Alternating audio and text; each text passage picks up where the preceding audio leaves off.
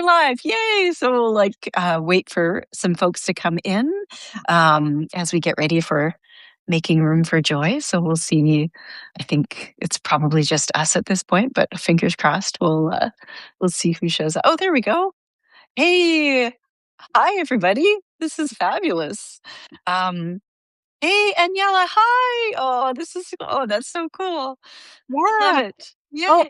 able to see it. So, like, if anything comes up, then, like, if you could feed it to me, Kate, that would be great too. Yeah, that's Aniela saying hi. And then Jenny, and I think I missed the first name. So we'll have to, yeah. So we're going to dive in because both Rebecca and LCB, oh, this is lovely. Yay. I'm hoping Mei Ling might make it. Who knows? But Then thread.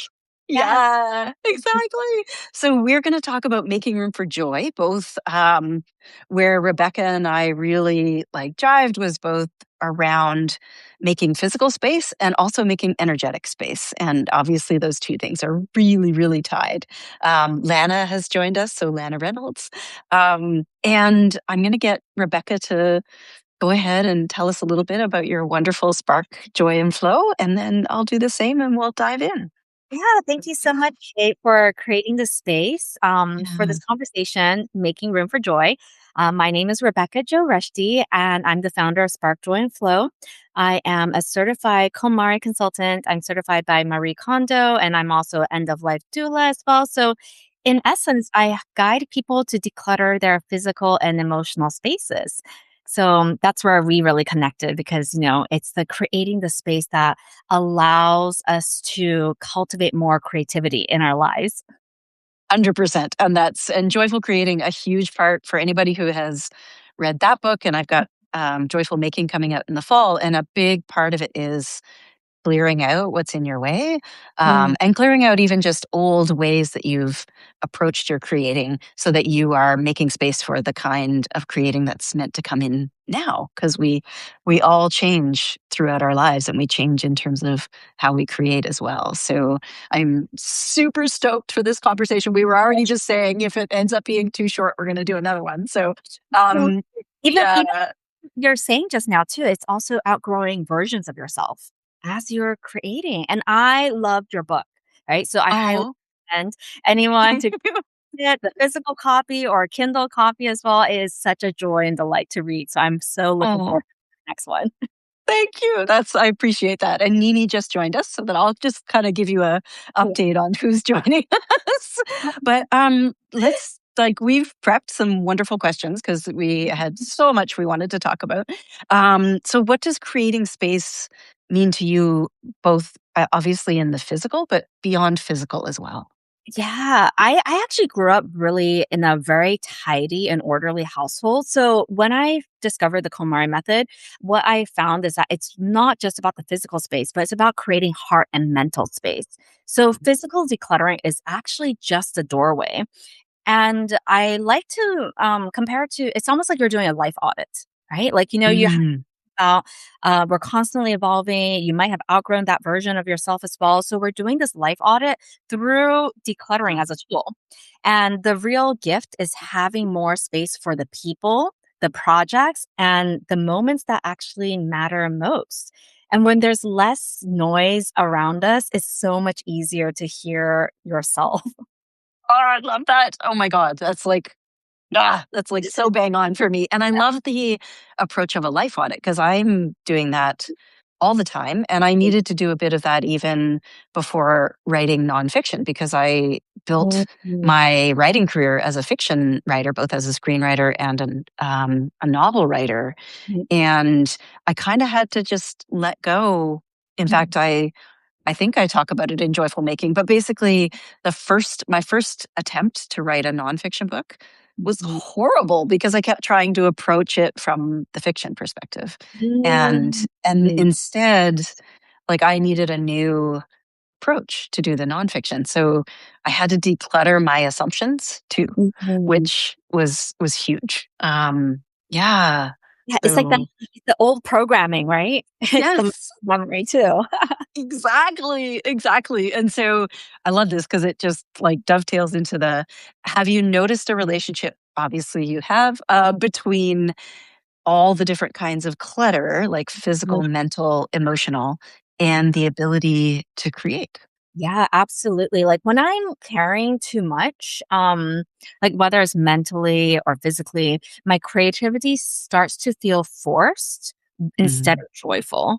So when our spaces are cluttered, our nervous system actually struggle to fully relax. And creativity flourishes when we are in our relaxed state.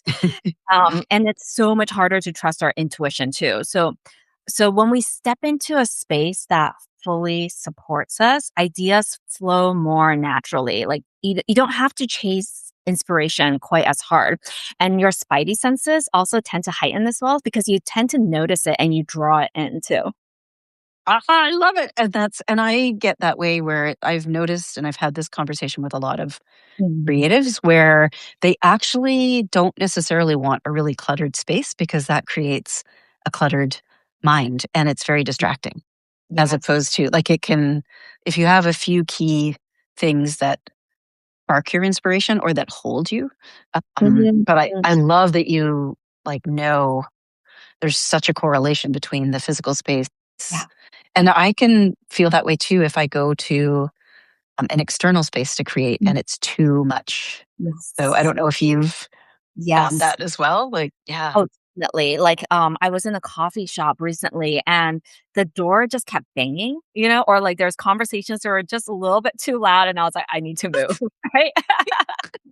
Exactly. Yeah. Oh my And gosh. I love it. too, it's also like the tools of your trade because I'm part of your joyful creating challenge right now for this month too, and I love it Yeah. because there's so many people, we have so many different disciplines too. So it's when your space supports you, you might get that flash of inspiration. But if you can't find your tools, if you can't find those Mhm. materials, even if you can't find your charger, right? Then what's gonna happen? That moment is just gonna pass you by. And Oh, yeah, I work with someone, he's a woodworker, but, he just has so many tools everywhere, and by the time he actually found his tool, he would be so frustrated, and yes. he wouldn't Oh, actually create anything. So that was I, what actually holding him back from I, creating. I love it. And I know probably most creators are like this too. It's like we have brains that naturally jump forward in the steps of like, oh, what do I need and what am I going to do? And if there's too many things in the way, Yeah. I just won't. I'm already frustrated because I know, like, oh shoot, I have to do these 5 things to even Mm, sit down. So I know one of the things that I make sure is that my I might have other spaces where I don't necessarily have to clear them all the time, that kind of thing, because that has been a source of procrastination for me. But I have my creative space, my office that I'm in now, and I keep it very cleared. Like I make sure, especially in the evening, I make sure that it's not getting full of things that are going to be in my way in the morning. mhm. So yeah, I like remember that's your Substack note on it, like, that was one of, like, how we, like, started to dive more into the clutter aspect. And it's the simple things too. It's even, let's say that you wanna have a calm cup of tea or coffee, but if it's going to be too many steps, I actually worked with someone in their kitchen once where he loves like he loves his coffee, but it required him to have 5 different touch points in his kitchen in order to make one cup of coffee. So it looked like, "Hey, let's just create a little coffee station." Move. yeah. So when you're activating that flow state of mind, you're using the least amount of energy to get yourself sorted, to move Yes. your day, and then you can actually use that energy force into it actually channels it into that creativity and the productivity. I love that. Yeah, that's exactly. And so in relation to decluttering, like making sure how do you know when something is ready to be released? And then the thing that I might add, because I'm curious, is Mhm. do you when you're working with people, do you coach them to do like daily decluttering, or is it like Mhm. both and like daily and maybe um bigger? Yeah. declutters? Yeah. Yeah, that's such a great question, Kate. And usually it's when it's something starts to feel heavy. You just know, right? And but I've also learned not to make big decisions from a tired or overwhelmed state of mind. So I like to pause and ask, is this truly actually complete? Or do I just need to rest? And Yes. the Yeah. little check-ins have saved me from, like, letting go of things that I still care deeply about or, like, just make rash decisions. And yeah, part of the KonMari method as well is that we set the foundation, so we call it a tidying festival. You set the Oh, foundation, and then the joy checks become integrated. It can be a daily practice.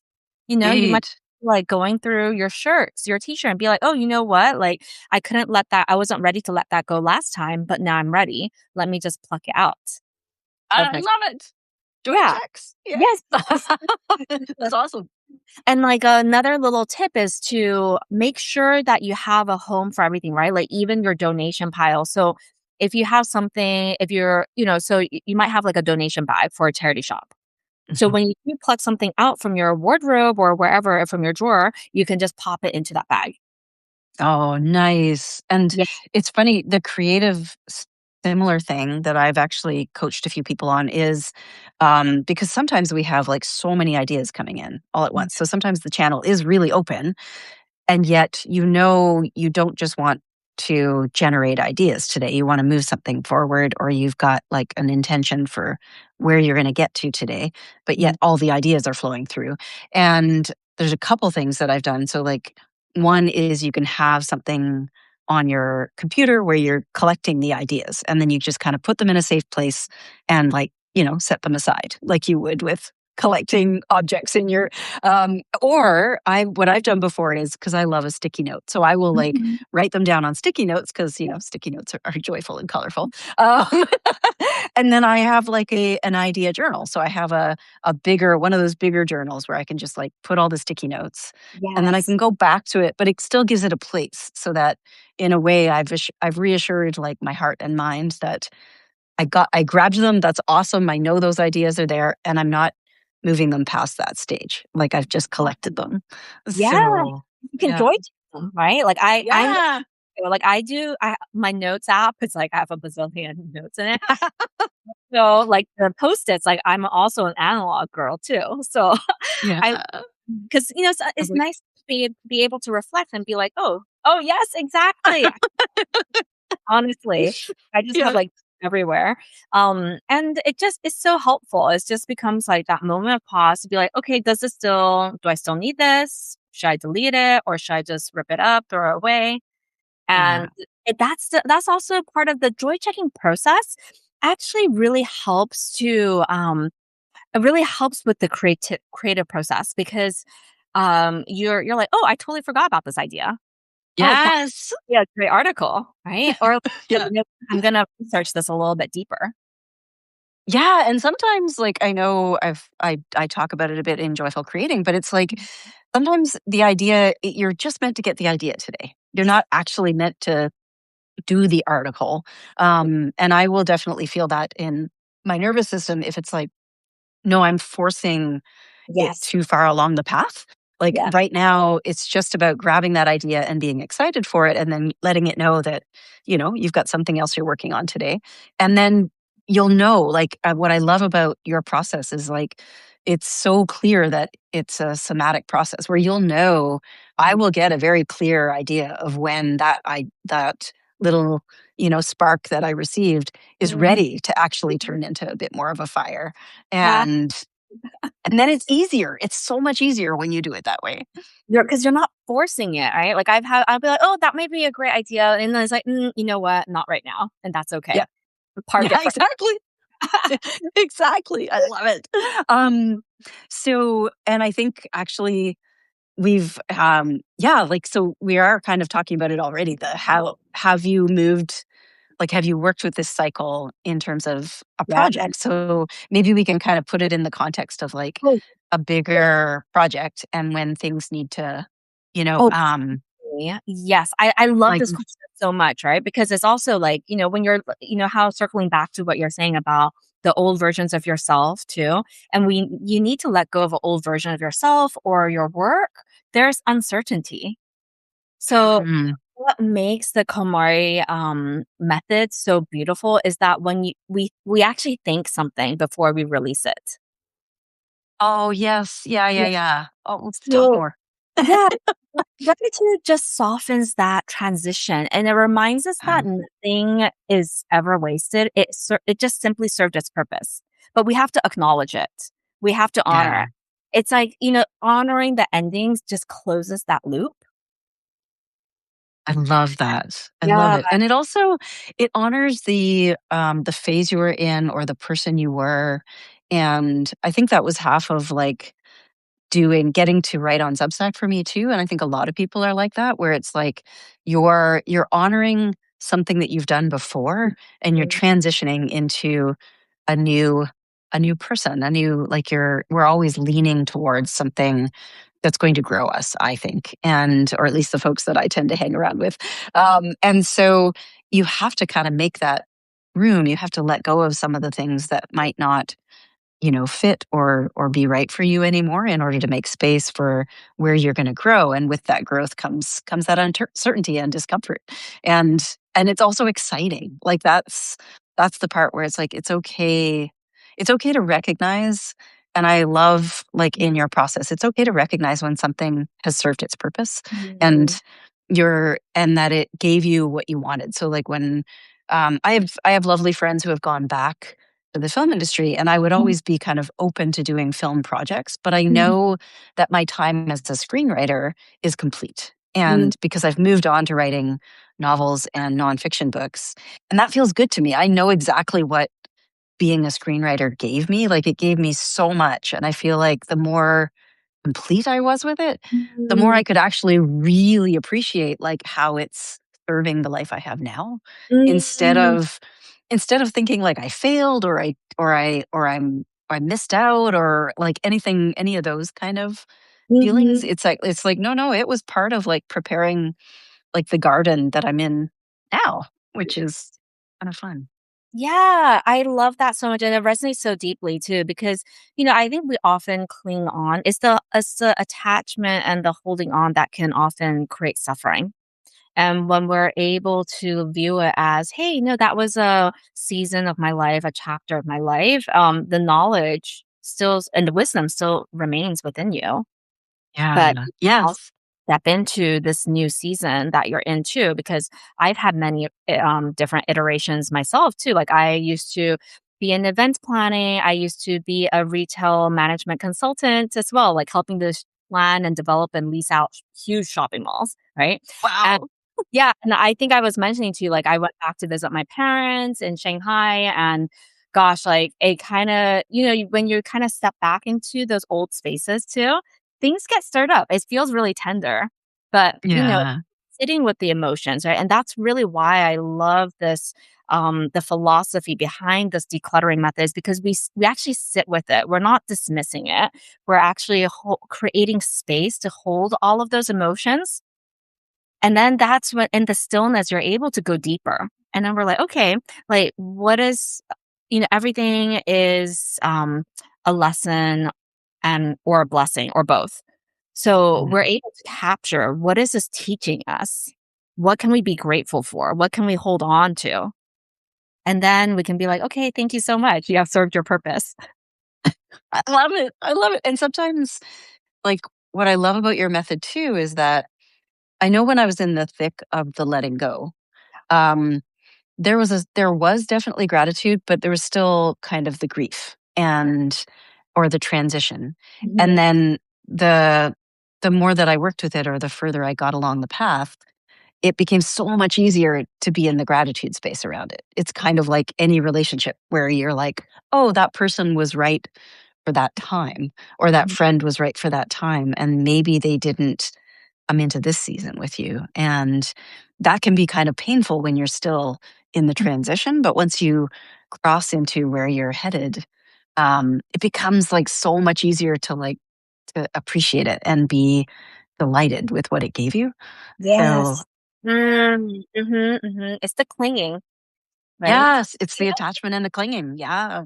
Like, I've been in situations like that as well, especially with friendships, and this is really where we are able um, to get go deeper. Like, sometimes because it could be, we're activated, right? But it's a physical object, like, everything is energy. Everything is energetic. Maybe this mug was from a friend I no longer speak to, right? So Yeah. Yeah. hold it, those emotions will get stirred up. So then rather than dismissing it like, "Oh my gosh, like, like, I can't believe I let that person in my life," or whatever, like, with, Yeah. anger, then it's like, "Oh, thank you so much for teaching me, what my boundaries look like or what kind of friends I wanna invite into my life." I And love this so much. yeah, and then It's true. then you're no longer you're actually being able to just um, rel create space so that anger doesn't have to reside there. It's like, it just Yeah. the space to be acknowledged. Yeah. Mm, Yeah.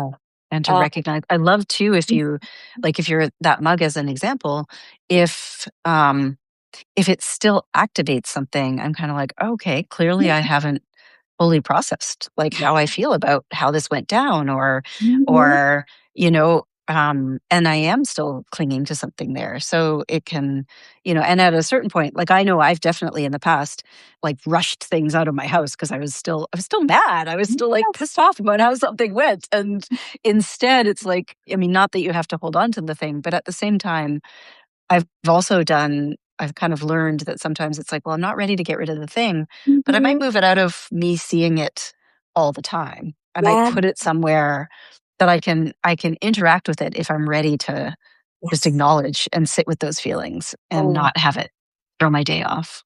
I So, love because it's also, it becomes like a growth tracker as well. So if something you're not quite ready yet, then it might just look like giving yourself permission. Okay, I'm not quite ready yet, so I'm gonna keep this with confidence for now. So we're not putting the mm, energy of like, the fear-based energy around it. yeah. It's like I'm Yeah. acknowledging, but I'm not ready yet, and I'm gonna give myself that space and permission and then put it somewhere else. And then the next time you check it, you might be like, oh, you know what? I am ready now because that's the letting go practice. The letting go practice is being able to recognize your own strength. It becomes muscle memory as well. Like how you mentioned earlier, it becomes easier. And our home is that perfect training ground for it. We have items in the house to practice with. It's so true, and then I feel like too, I love that you used the word confidence because it's like you're not dismissing that there is feel hurt or there's something going on there, but at the same time, you're not in the shame blame, like where you're either shaming yourself or blaming them. You're just acknowledging that this is the stage we're at with Yeah. this, and that can really be true of creative projects too, because sometimes, um, you know, you're like, I'm not sure if other people have been in this place. I assume you probably have, but are some things where I thought it was the right thing for me to work on, and I went partway with it.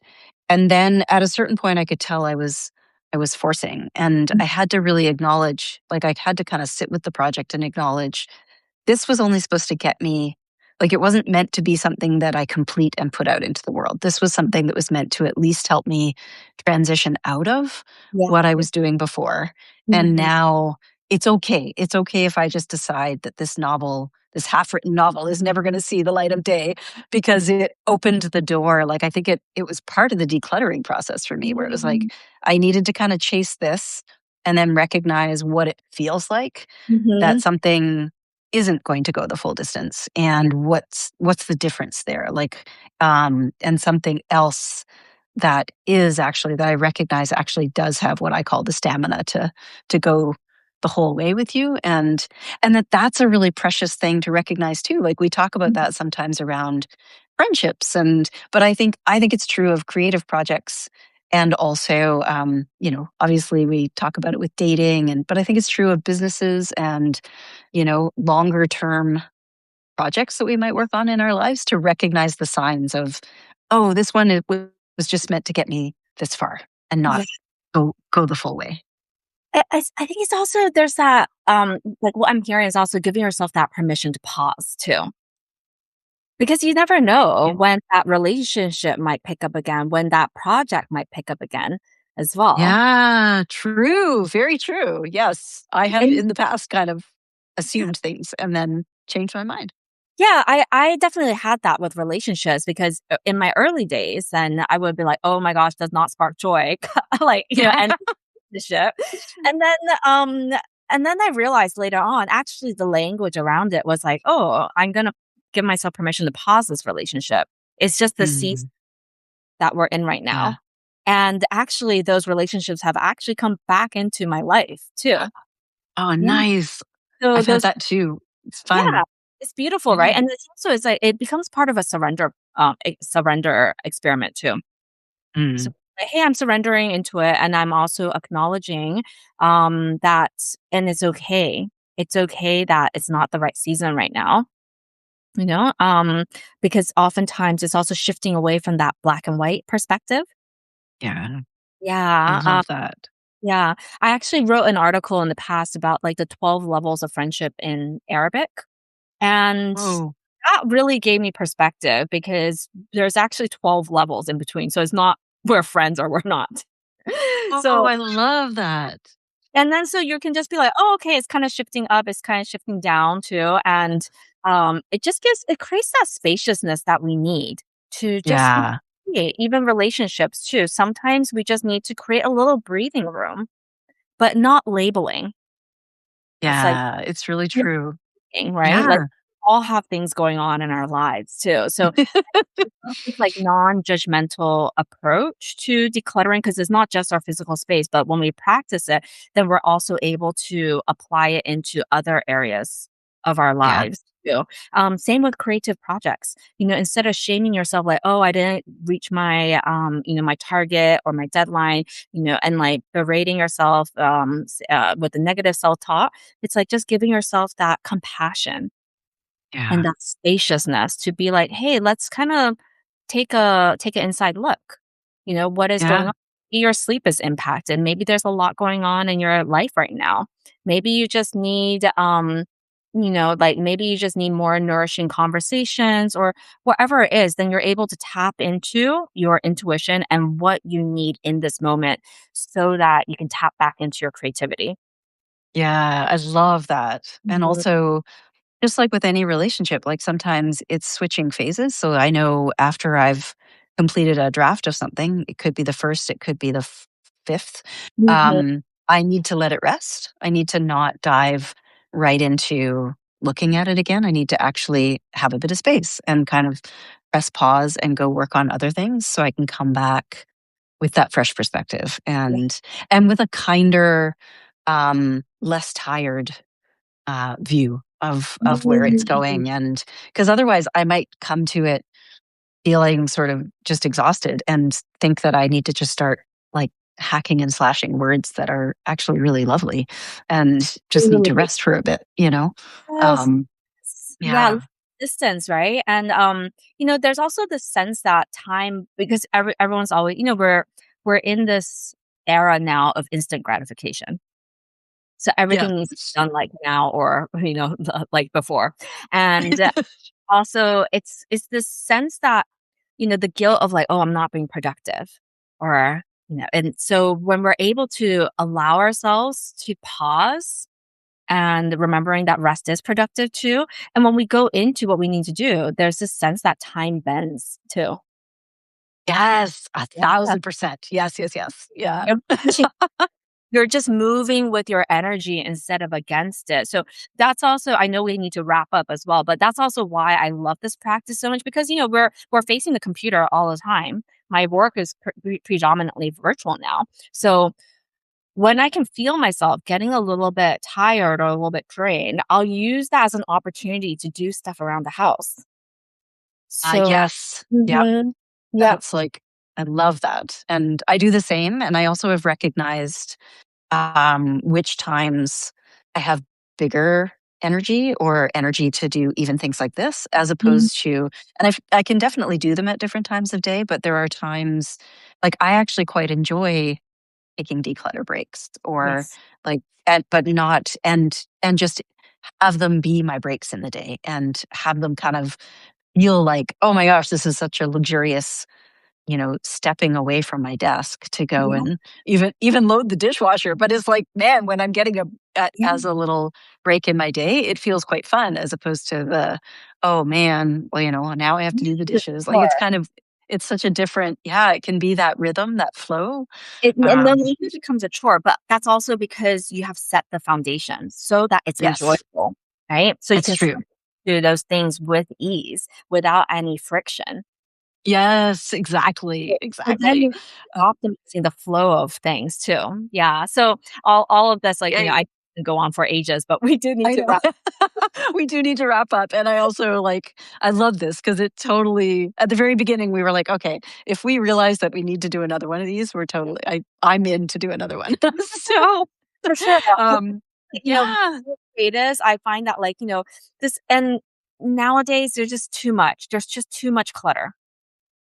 And 100% too much. well, And like information clutter and noise clutter. And like, there's whole other conversations we could have about social media clutter. Like, yeah. I mean, so my best ideas when I'm doing my dishes. yes, or like in the shower or out for a walk or Exactly. yeah, totally. So tell people how they can, if they aren't already connected to you, how they can connect to you. Yeah, so, you can find me through Spark Joy and Flow. I love the notes feature as well, so I'm quite Mm. active on Substack Notes too, and I regularly have courses and, membership Oh, as well, so nice. there's, like, accountability sessions too. So I'm just trying to make this, like, process as light and joyful as possible because most of the time, it's getting started that's the hardest part. Yeah. So I'm here to meet you where you are at because everyone needs to create more room for joy. I agree 1,000%. And obviously, I mean, if you're familiar, I'm Joyful Creating on Substack, and I have my books as well, but also katetremills.com is my website. And much like Rebecca, I very much love being on Substack. I love sharing lots of different ways to connect with the joy of creating and to like she talks about to use the flow of the process so that as much of it as possible is a delight as opposed to being forced. So and we've got like what's today that we've got about 8 days left to the Joyful July challenge. So if you are a free subscriber, you can come into the chat and join us and just like end July creating with joy. So Absolutely. And, like, I just wanna uh, end the note on that too, because one of my favorite prompts from your challenge was encouraging someone whose progress has inspired you. And it reminded me so much of decluttering too. We spend so much time noticing what's left to do that we rarely pause to celebrate how far we've come. And, whether it's creating or decluttering, that practice of gratitude changes everything. So thank you yeah, creating the space, in the challenge too. It's just been so thought provoking, and yeah, my heart is just filled with so much joy from this conversation today. me too. Oh, that makes me so happy. And LCB was like just saying thank you so much for all the insights and a wonderful live. So I wanted to speak that out loud because that was just so sweet and lovely. And we will we will be back. But thank you everybody for joining us and have a fabulous, fabulous day. Right, catch you Okay. soon. Bye.